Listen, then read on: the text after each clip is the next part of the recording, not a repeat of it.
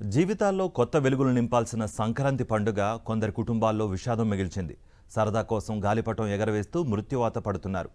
పండుగ పూట నవ్వులు పూయాల్సిన ఇళ్లల్లో ఆర్తనాదాలు మిన్నంటాయి. పండుగ వేళ నగరంలో వరుస విషాదాలు చోటు చేసుకున్నాయి. ఇప్పటి వరకు గాలిపటాలు ఎగరవేస్తూ 9 మంది మృత్యువాత పడ్డారు.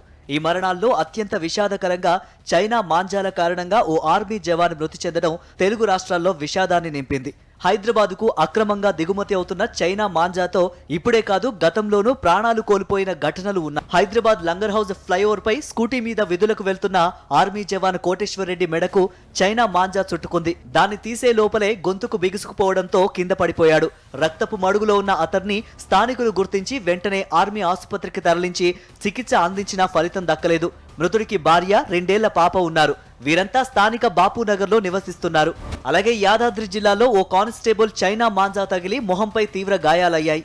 బహిరంగ మార్కెట్లోనూ చైనా మాంజాపై పోలీసుల నిషేధం ఉన్నప్పటికీ గుట్టు చప్పుడు కాకుండా మార్కెట్లో అమ్మకాలు సాగుతున్నాయి. ఈ మాంజాకు గాజు రజను ఉండటంతో శరీర భాగాలకు చుట్టుకున్నప్పుడు ఆ ప్రాంతం కోసుకుపోవడంతోనే ప్రాణ నష్టం సంభవిస్తోంది.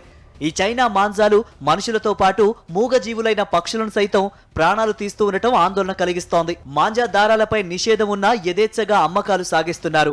అధికారుల పర్యవేక్షణ లోపంతో నిర్లక్ష్యం కారణంగా మాంజా దారానికి బలి కావలసిన పరిస్థితి వచ్చింది. పిల్లల పట్ల పండగ వేళ గాలిపటం కాస్త యమపాశంగా మారింది.